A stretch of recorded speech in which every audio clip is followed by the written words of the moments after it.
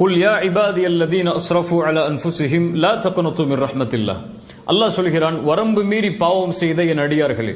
அல்லாஹ் வரம்பு மீறி பாவம் செய்தாலும் அவர்களையும் தன் அடியானாகத்தான் அழைக்கிறான். லா தக்னது மிர் ரஹ்மத்தில்லாஹ். அல்லாஹ்வுடைய அருளில் ஒருபோதும் நம்பிக்கை இழந்து விடாது.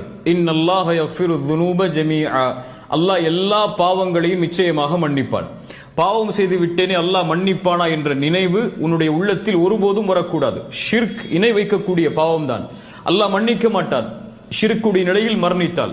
மரணத்திற்கு முன்னால் இணை வைப்பிற்கும் மன்னிப்பு உண்டு, பாவ மன்னிப்பு கேட்டால். தொழுகையை விடுதல் பெரிய குற்றம் தான், அதற்கும் மன்னிப்பு உண்டு. விபச்சாரம், இப்படி என்ன பாவத்தை செய்தாலும் மரணத்திற்கு முன்னால் வாய்ப்பு உண்டு. அல்லாஹுடைய அருளில் நம்பிக்கை இழந்து விடாதே, அல்லாஹ் என்னை மன்னிப்பானா என்று அல்லாஹ்விடத்திலே மன்னிப்பை கேட்டால் எல்லா பாவங்களுக்கும் மன்னிப்பு உண்டு. ஏன் அல்லாஹ் மன்னிப்பான்? இன்னஹு ஹுவல் கஃபூருர் ரஹீம். அவன்தான் பாவங்களை மன்னிப்பவன், அவன்தான் இரக்க குணமுடைய